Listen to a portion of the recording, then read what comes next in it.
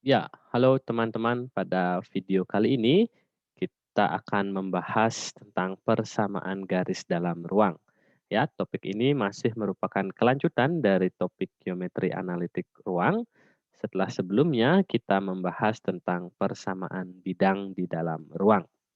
Oke, baik, dalam pembahasan ini saya akan membahas, beberapa hal. Tentu saja yang pertama bagaimana kita mengkonstruksi suatu persamaan garis dalam ruang.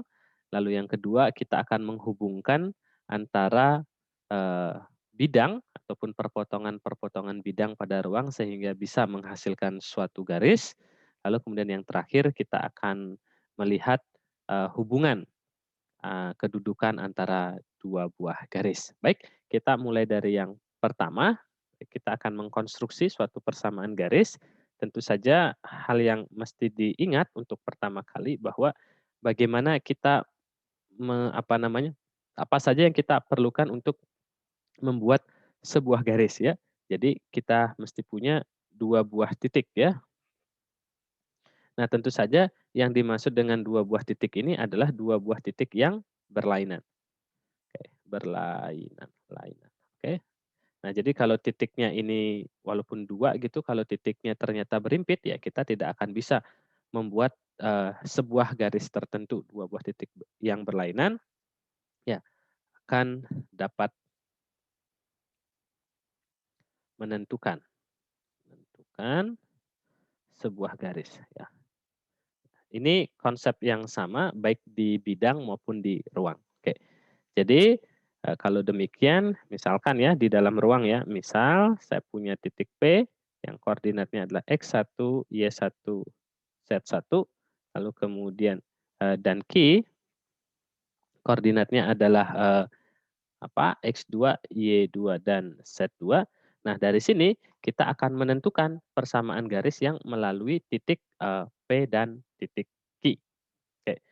Bagaimana konsepnya? Ya, tentu saja kita perlu gambarkan titik P dan titik Q ini di dalam sistem koordinat, Kartesius, 3 dimensi. Oke. Ya, jadi saya gambarkan dulu untuk sistem koordinatnya, ya. Oke oke. Jadi misalkan titik P itu di sini, titik, Q di sini, maka saya akan bisa membuat, sebuah garis yang melalui titik P dan titik Q. Oke oke, jadi misalkan ini adalah garis yang kita ingin buat ya. Ini titik P, ini titik Q. Ya tentu saja saya bisa menentukan vektor posisi dari, titik P, lalu saya juga bisa menentukan vektor posisi dari titik Q, lalu juga saya bisa menentukan vektor posisi PQ. Ya. Jadi dari sini kita tulis ya jelas, OP ini sendiri ini adalah vektor yang komponennya berapa? Ya sesuai dengan koordinatnya titik P ya, Z1 dan OQ juga sama, oke, X2 min Y, Y2, Z2 dan PQ, ya PQ ini ya adalah vektor yang komponennya apa? Oke, ini sekali lagi ini vektor ya, sorry. Vektor. PQ ini adalah vektor yang komponennya yaitu adalah, X2 min X1, Y2 min Y1, Z2 min Z1. Oke. Nah, bagaimana mengkonstruksi persamaan garisnya? Ya, jadi garis ini bisa terbentuk kan garis itu adalah himpunan titik-titik ya, semua titik-titik yang berada di sepanjang ini. Ya, jadi misalkan sembarang titik tersebut ada di sini, oke, di ini adalah titik X misalkan, yang koordinatnya adalah X kecil, Y kecil, Z kecil gitu. Bagaimana kemudian kita menentukan koordinat ini? Jadi bisa X-nya di sini atau bisa di sini, bisa di sini gitu ya. Oke. Nah, dengan teknik yang serupa pada persamaan bidang gitu ya, kita bisa menentukan bahwa apa? Ya, bahwa si vektor Px ini ya bisa dilihat ya, vektor Px. Oke. Jadi kalau ini digambarkan dalam garis yang lain gitu ya, atau vektor yang lain nah, sampai sini si vektor Px ini yang berwarna merah ini ya, tiada lain dia merupakan apa? Merupakan kelipatan dari vektor Pq. Ya, jadi vektor Px begitu, dia merupakan kelipatan dari vektor Pq. Ya dia jadi lambda dikalikan dengan vektor PQ atau apa, lambda dikalikan dengan vektor PQ tadi adalah X2 min X1, Y2 min Y1 dan Z2 min Z1 itu komponennya. Nah, lambda ini bagaimana nilai lambdanya? Kalau di sini lambdanya dia searah gitu kan dan dia lebih panjang dari faktor vektor PQ, maka lambdanya nilainya itu positif lebih dari 1. Kalau dia di antara PQ di sini, ya dia nilainya positif antara 0 dan 1, ya bisa saja X-nya itu misalkan ada di sini. Ya dia berlawanan arah berarti apa? Nilainya negatif. Tapi dia masih akan berlaku seperti ini. Nah, jadi apa? Nilai lambda itu berkisar dari mana ya? Oke. Dengan lambda itu nilainya adalah mulai dari siapa? Mulai dari minta. Antara minta hingga sampai tak hingga. Jadi dia berupa parameter ya. Oke. Ini nilai lambdanya. Nah, kemudian kita untuk menentukan persamaan garis yang melalui titik P dan Q ini, ya tiada lain kita adalah menentukan kedudukan titik X ini ya. Jadi atau dengan kata lain kita mencari vektor posisi ya, posisi OX ya. Nah, jadi dari sini kita bisa dapatkan apa? Bahwa OX itu sama dengan siapa? OX ini sama dengan OP ditambah dengan PX ya. OP dengan konsep penjumlahan vektor ya ditambah dengan PX. Ya, sebentar lagi kita sudah akan dapatkan bahwa si OX ini siapa? Ya ini dia, X, Y, Z gitu ya. Vektor yang komponennya X, Y, Z. Oke, sama dengan OP ini adalah X1, Y1, Z1. Dan PX ini tiada lain itu adalah lambda dari apa? Lambda dari X2 min X1, Y2 min Y1, Z2 min Z1. Oke, jadi sampai di sini kita sudah mendapatkan sebuah persamaan ya, sebuah persamaan. Ini yang kita sebut sebagai apa? Ya, persamaan vektoris garis ya. Ini persamaan garis yang dinyatakan dalam bentuk vektor. Nah, sama seperti di bidang itu ya, kita juga akan mencari persamaan parameternya. Persamaan parameter gimana cara menentukannya? Ya sudah, seperti ini kesamaan dua buah vektor ya. Ini kita lanjutkan gitu, diperoleh di komponen yang pertama, X ini sama dengan apa? Sama dengan X1 ditambah dengan lambda, dikalikan dengan X2 min X1. Oke, Y juga sama gitu ya, Y1 ditambah dengan lambda. Kemudian X berapa? Bukan X ya, Y ya. Y2 min Y1. Dan nanti terakhir untuk aplikatnya juga sama ya. Jadi ini Y2, oke ini min Y1. Lalu kemudian setnya ini sama dengan Z1 ditambah lambda Z2 min Z1. Oke. Nah, inilah persamaan ini yang disebut sebagai apa? Persamaan parameter ya, garis. Jadi parameternya apa? Parameternya adalah lambda. Oke. Nah, itu kita sudah dapatkan persamaan vektor dan persamaan parameter ya. Kita juga akan melakukan hal yang sama seperti hal yang kita lakukan pada bidang ya. Kita akan mengeliminasi semua parameternya sehingga kita mendapatkan persamaan yang tanpa parameter ya. Jadi kita akan mengeliminasi ya selanjutnya ya, selanjutnya ya kita akan eliminasi parameter lambda ya. Jadi bagaimana cara kita mengeliminasi parameter lambdanya ya.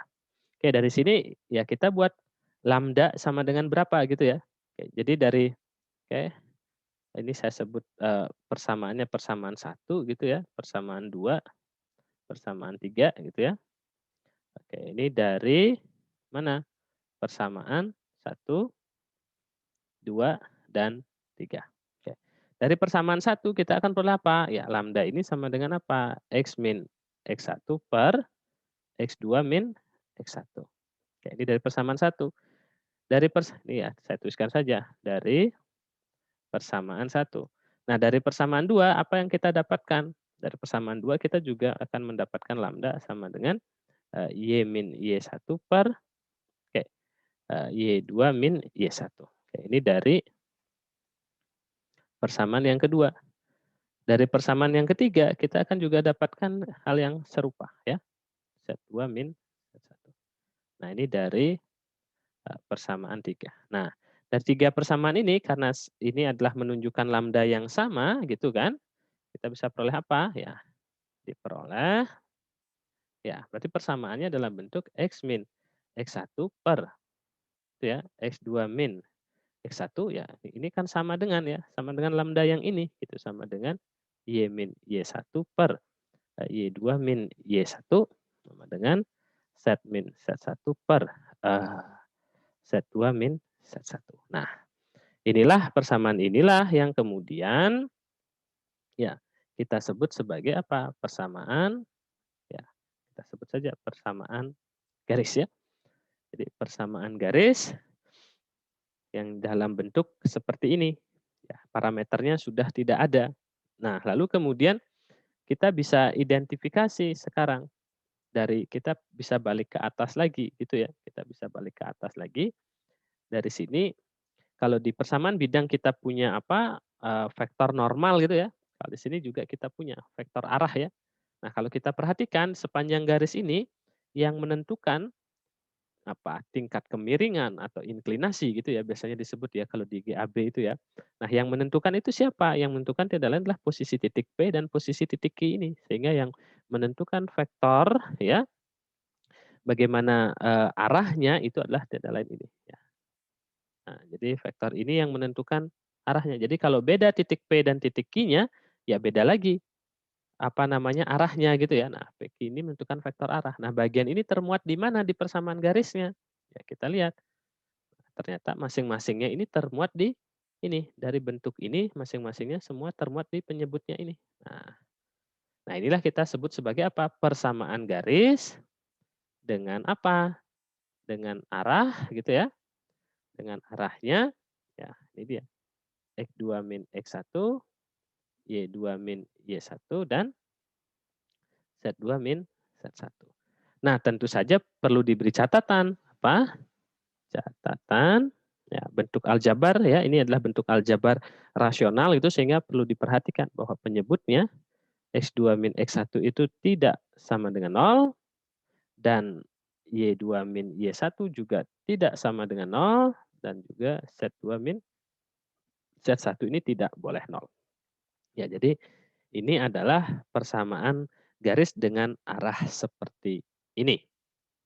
Nah, sehingga kemudian kita mendapatkan gambaran sekarang. Jadi kalau persamaan bidang, oke, untuk membedakan ya, persamaan bidang, kalau saya punya bidang V, lalu kemudian saya punya garis G seperti itu. Nah, kalau bidang ini punya vektor normal ya, arahnya dia tegak lurus dengan bidang. Ya, ini adalah vektor normal. Ya. Sementara garis ini ya arahnya kemana gitu ya, vektor arahnya kemana? Bisa ke situ atau bisa ke situ, nggak masalah kan.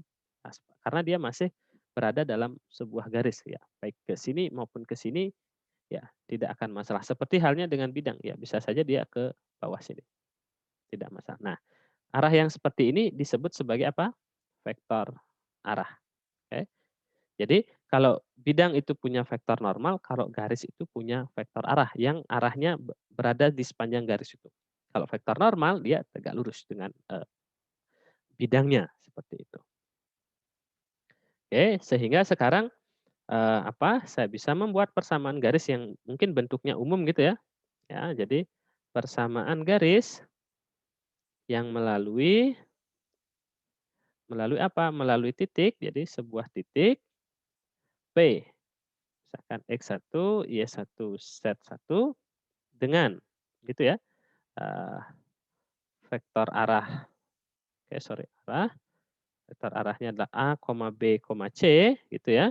Yaitu gimana bentuknya? Bentuknya adalah X min X1 per A sama dengan Y min Y1 per B sama dengan Z min Z1 per C ya. Nah, oke.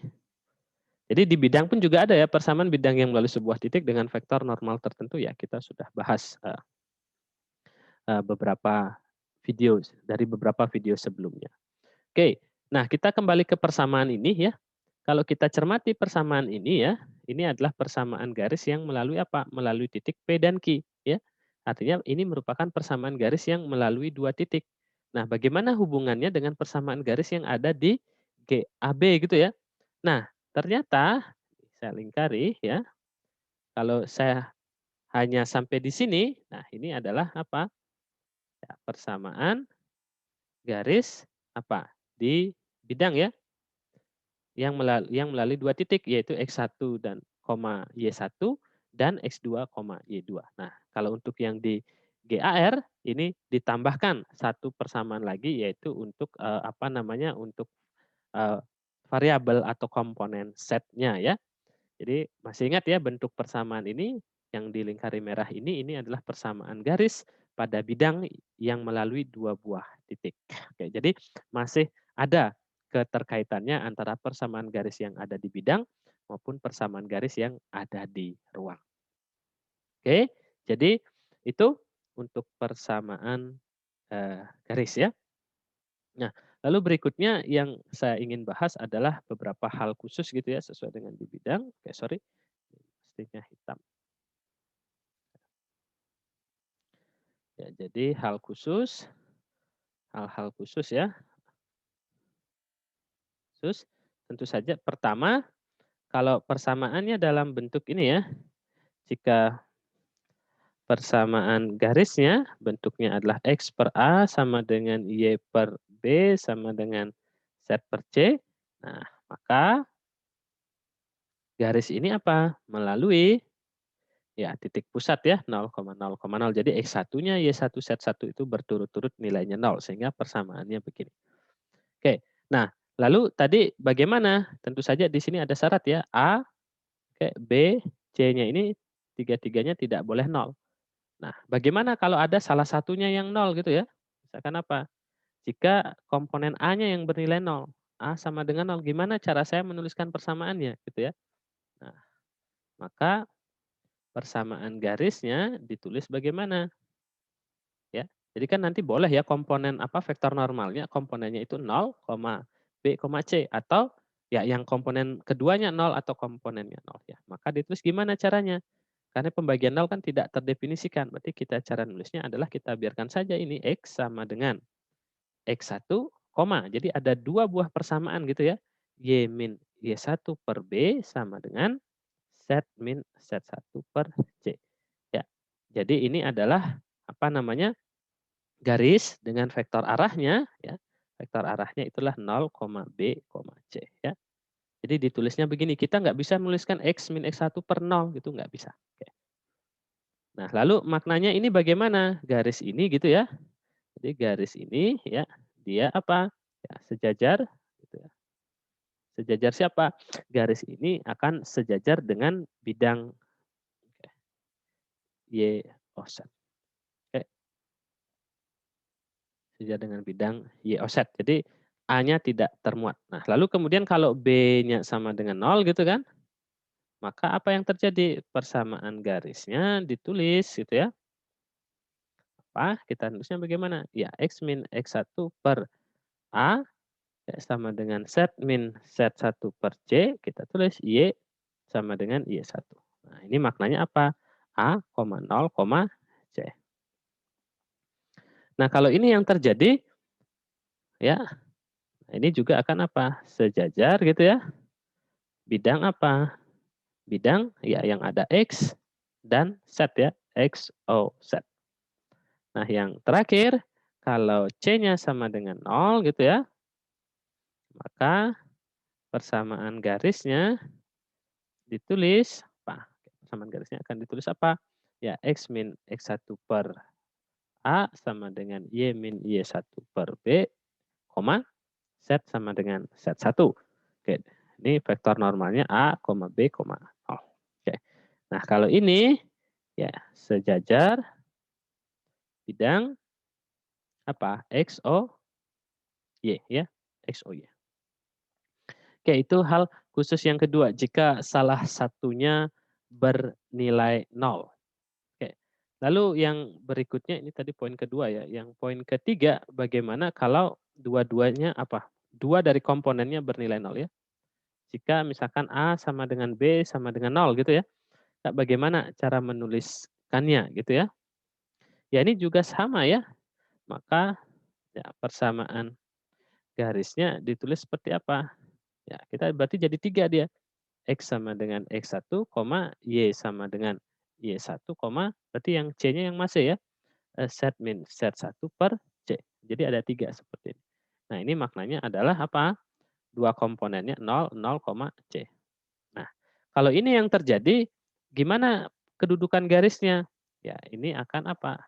Ya, dia akan sejajar sumbu apa? Ya, sumbu set ya. Dia akan sejajar sumbu set. Nah, begitu pula ini nanti bisa dilanjutkan kalau apa? Kalau A dan C-nya bernilai 0, kemudian B dan C-nya bernilai 0, bagaimana bentuk persamaan garisnya. Oke, jadi itu terkait dengan hal-hal khusus di garis ya. Nah, lalu yang berikutnya yang saya ingin bahas itu adalah apa? Ya, persamaan garis ya yang dibentuk oleh dua bidang. Nah, ini sangat penting. Ya, kalau kita tahu artinya jika ada dua bidang yang berpotongan, selalu perpotongannya itu akan membentuk sebuah garis gitu ya. Jadi ini ilustrasinya kalau misalkan itu ini bidangnya misalkan ya, bidang V, bidang W gitu ya, ini berpotongan. Nah, ini perpotongannya ini selalu akan membentuk sebuah garis ya. Misalkan bidang V gitu, persamaannya adalah A1X ditambah B1Y ditambah C1 set ditambah D1 sama dengan 0. Lalu bidang W misalkan persamaannya adalah A2X ditambah B2Y ditambah C2 set ditambah D2 sama dengan 0. Nah, bagaimana cara kita menentukan persamaan garisnya yang terbentuk dari perpotongan antara siapa? Antara bidang V dan bidang W. Nah, langkahnya kalau kita cermati gitu ya. Nah, langkahnya bagaimana? Langkah-langkah.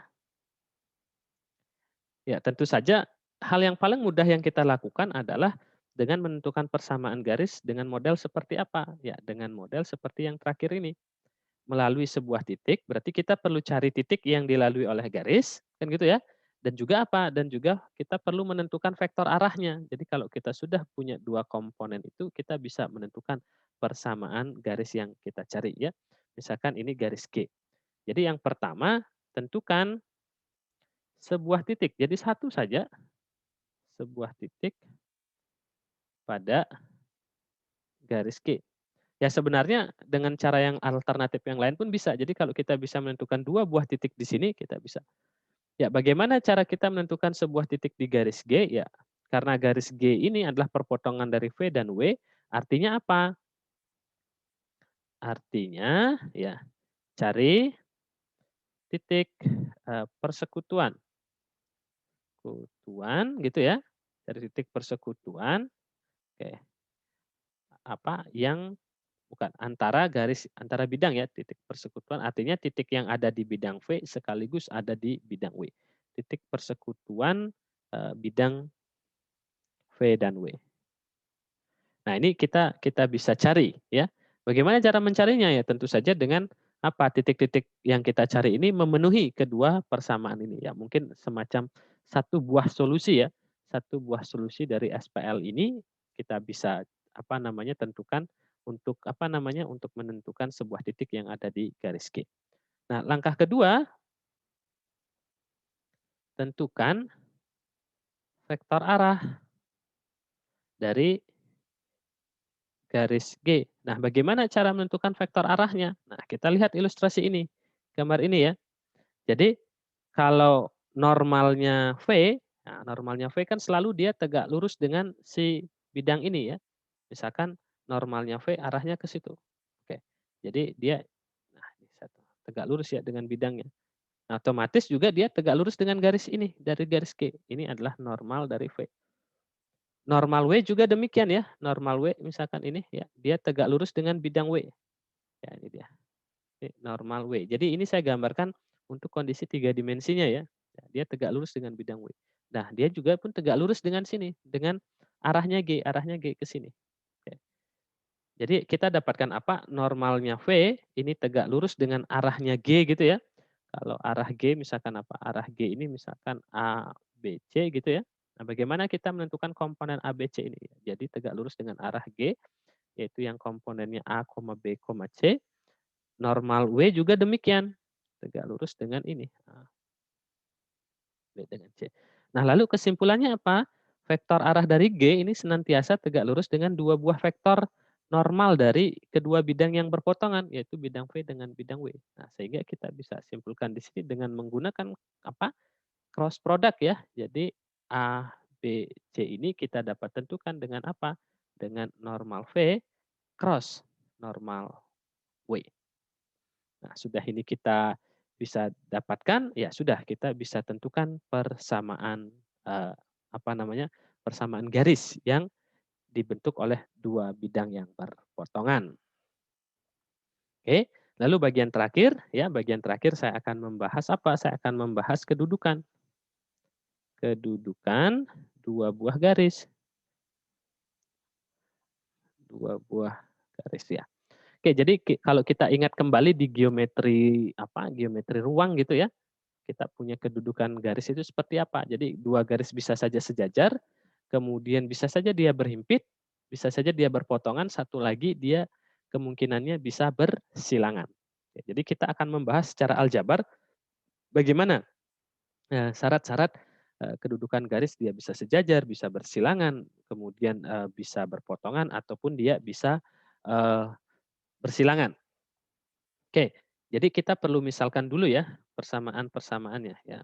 Misal seperti itu, saya punya dua buah garis ya, G1 ini adalah garis yang apa namanya secara parameter gitu ya, secara benar ya, secara parameter ini secara vektor ini dinyatakan seperti apa gitu ya X. Jadi saya semuanya nyatakan secara persamaan vektor gitu ya.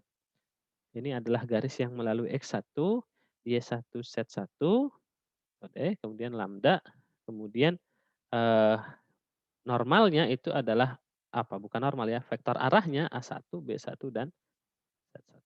Oke, bukan Z1, C1, sorry. A1, B1, C1.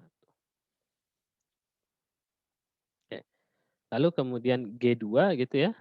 Ini adalah garis juga yang persamaannya oke, dia melalui titik X2, Y2, Z2 lalu dengan vektor arah A2, B2 dan C2. Oke. Jadi dua garis ini. Nah, lalu kita akan melihat kedudukannya untuk yang pertama. Oke. Jadi garis G1 dan G2 ini sejajar. Ya, tentu saja apa? Kalau sejajar cukup kita tinggal melihat arahnya ya. Kalau arahnya apa namanya sama, berarti apa? Berarti garisnya sejajar. Oke, berarti apa? Jika eh, A apa? A1 per A2 ini sama dengan gitu ya. B1 per B2 sama dengan C1 per C2. Atau dengan kata lain kalau kita baca ini adalah atau gitu ya. Mana dia? Atau ya eh, vektor vektor arahnya gitu ya saling berkelipatan. Ya, jadi saling berkelipatan ya. Jadi apa namanya vektor-vektor arahnya saling berkelipatan maka dia akan sejajar. Oke. Nah, lalu kemudian kalau yang berhimpit garis G1 dan G2 berhimpit jika seperti apa? Tentu saja dalam hal ini kalau berhimpit vektor arahnya pun juga akan sama gitu ya. Dan juga catatannya adalah kalau selain vektor arahnya yang sama, semua titik-titik yang ada di garis G1 juga akan terletak di apa namanya titik-titik tersebut juga akan terletak di G2. Nah, maka yang akan perlu diperiksa itu adalah apa? Jika ya selisih dari ini ya X2 min X1, lalu kemudian koma Y2 min Y1, koma Z2 min Z1, ini ternyata merupakan apa? Ya, ini ternyata merupakan kelipatan dari vektor arah salah satu dari garis ini ya, misalkan A1, B1 dan C1. Jadi Kalau berlaku seperti ini, ya, ya ini adalah garisnya adalah garis yang berimpit. Jadi kita cek dulu ini gitu ya. Jadi kita cek dulu yang apa namanya vektor arahnya apa, saling berkelipatan atau tidak, atau memiliki arah yang sama atau tidak gitu ya. Kalau iya, kemudian perlu dicek lagi yang ini, apakah nanti semua titik yang ada di garis G1 itu ada di garis G2 ataupun sebaliknya, cara mengeceknya seperti ini. Oke, lalu kemudian yang ketiga, nah bagaimana untuk kasus berpotongan dan bersilangan gitu ya. Nah, jadi ini perlu dicek. Jadi ini sekalian ya kasus apa namanya, kalau berpotongan berarti kan ada titik potongnya, tapi kalau dia bersilangan, nah ini tidak ada titik potongnya. Yang bersilangan pun ini kita tidak bisa anggap sebagai garis yang sejajar. Karena walaupun dia tidak berpotongan, ya dia memiliki vektor arah yang berbeda gitu ya. Nah, sehingga kita akan jadikan satu di sini. Ya, jadi untuk yang eee, berpotongan dan bersilangan. Nanti apa yang membedakan ya, kalau berpotongan ada titik potongnya, kalau bersilangan dia tidak mempunyai titik potong. Oke, berarti apa? Kalau berpotongan ya, misal G1 dan G2 ini berpotongan. Berpotongan di mana? Di titik X0, Y0, Z0 ya.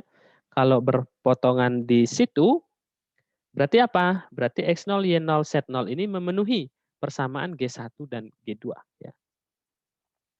Peroleh apa? Ya, kita peroleh apa?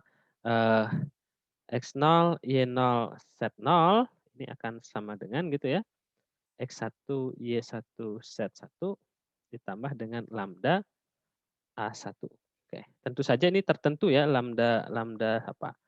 Kita sebut sebagai lambda 1 A1 B1 C1 ya. Karena ini sudah titik tertentu berarti kita akan bisa dapatkan lambda satunya gitu ya. Lambda 1 apa namanya? Oke, lalu kemudian kita peroleh juga ini untuk G1 ya. Artinya ini untuk apa namanya? X0, Y0 itu dan Z0 di G1. Nah, untuk X0, Y0 dan Z0 di G2 kita akan peroleh persamaan seperti ini. Y2, Z2 begitu ini plus lambda 2 A2 B2 dan C2. Nah, ini menandakan bahwa X0, Y0 dan Z0 ini berada juga di G2 kalau dia berpotongan. Nah, sekarang kita dapatkan apa? Begini gitu ya. Kita dapatkan apa? Nah, ini sama-sama berarti kita dapatkan sebuah persamaan ya. Oke. Diperoleh, oke. Jadi kita punya X1, Y1, Z1 ditambah lambda 1 A1 B1 C1 ini akan sama dengan ini. Ya, karena dua-duanya sama dengan X0 Y0 Z0, oke. X2 Y2 Z2 ditambah dengan lambda 2 A2 B2 dan C2. Oke. Nah, dari situ kita akan tentukan nih gimana syarat-syarat yang diperlukan gitu ya. Nah, berarti kita akan dapatkan apa dari sini? Oke. Ya, kita akan kumpulkan yang mana gitu ya. Oke, kita akan kumpulkan lambda 1 gitu saja ya. A1, B1, C1 kemudian dikurangi lambda 2 A2, B2 dan C2 ini akan sama dengan X2 min X1, Y2 min Y1, Z2 min Z1. Ini operasi vektor ya. Ya, kita kumpulkan yang ada parameternya di ruas kiri, yang tidak ada parameternya di ruas kanan. Oke.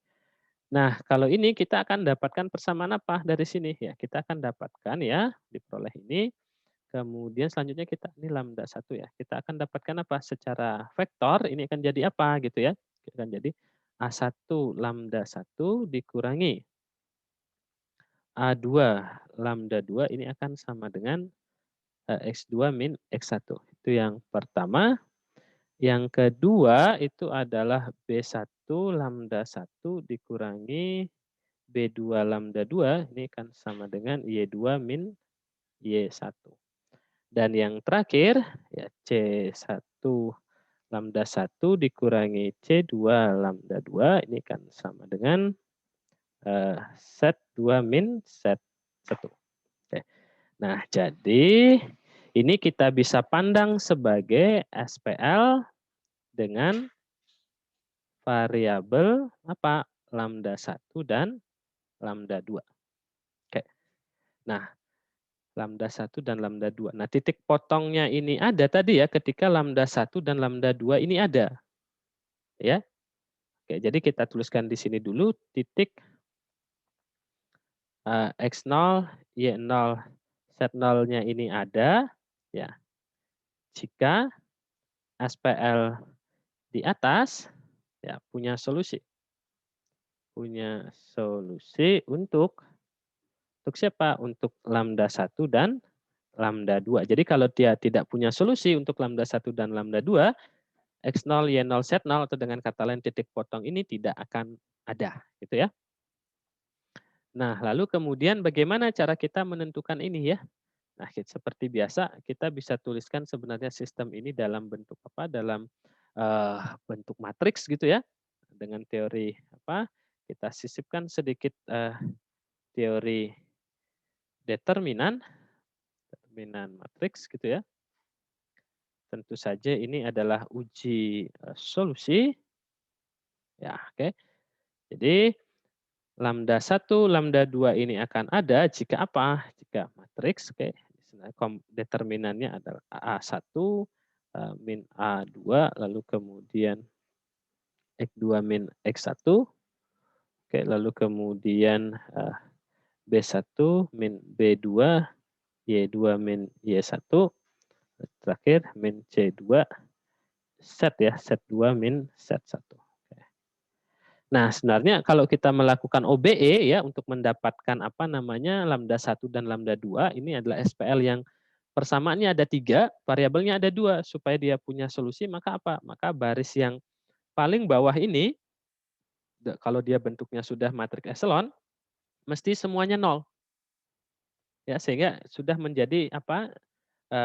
Kita bisa reduksi dia menjadi persamaan yang variabelnya 2 dan persamaannya pun juga ada 2. Jadi kalau baris bawahnya ini tidak semuanya 0, ini kita belum bisa memastikan apakah ada solusi atau tidak untuk lambda 1 dan lambda 2. Nah, kalau baris yang paling bawah ini 0 gitu ya, di dalam teori determinan kalau ada salah satu baris yang semua entry-nya 0, maka determinannya adalah 0 gitu. Nah, sehingga kita bisa kaitkan sekarang jika ini ya, jika ini yang terjadi, jika determinan dari matriks yang entry-entry-nya seperti ini adalah 0, maka gitu ya, G1 dan G2 ini berpotongan.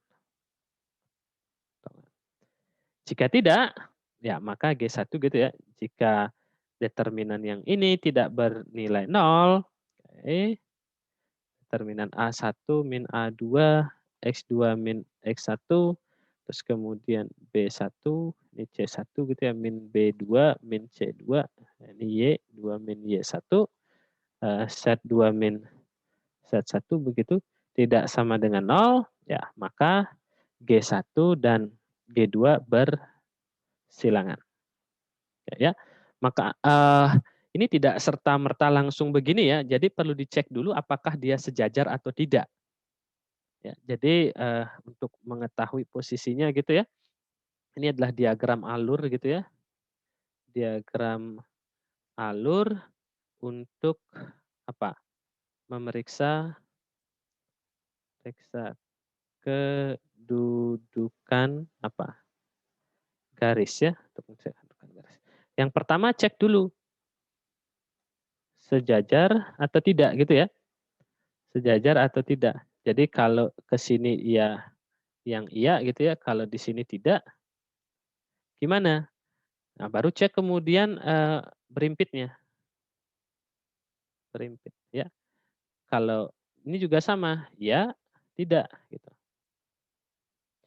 Nah, Kalau sudah tidak sejajar dan berimpit, cek ini berpotongan. Berpotongan. Ya, bisa saja iya, kalau tidak, ya dia artinya apa? Bersilangan. Nah, ini yang perlu saya kira ini perlu dipahami. Jadi yang perlu dicek dulu adalah kalau diberikan 2 garis sejajar gitu untuk menentukan kedudukannya, kita perlu periksa dulu, sejajar atau enggak. Kalau iya, sudah. Bagaimana tadi cara ngeceknya kan gitu ya? Cara ngeceknya tadi kan adalah apa, A1/A2 sama dengan B1/B2 sama dengan C1/C2. Kalau ini terpenuhi dia oke, kalau tidak, ya periksa berimpitnya gitu kan. Artinya iya, oke setelah ini dia sejajar tapi perlu dicek lanjutannya, kalau berimpit yang ini gitu ya, ditambah dengan itu tadi, yang ngecek, X2 min X1, Y2 min Y1, Z2 min Z1, ini kan sama dengan lambda A1, B1, dan C1. Oke, kalau tidak dua-duanya ini, kalau tidak memenuhi yang ini gitu ya, maka akan dilanjutkan berpotongan. Ya, cek determinannya tadi. Kalau determinannya terpenuhi 0 gitu, maka dia berpotongan. Kalau tidak, maka garisnya bersilangan. Oke, jadi demikian pembahasan untuk, persamaan garis. Jadi ada 3 ya, bagaimana konstruksi persamaan garis, yang kedua itu tadi bagaimana membentuk persamaan garis dari 2 bidang yang berpotongan, lalu yang terakhir bagaimana, menentukan kedudukan 2 buah garis ya. Demikian video untuk, kali ini, sampai jumpa lagi di video pembelajaran berikutnya.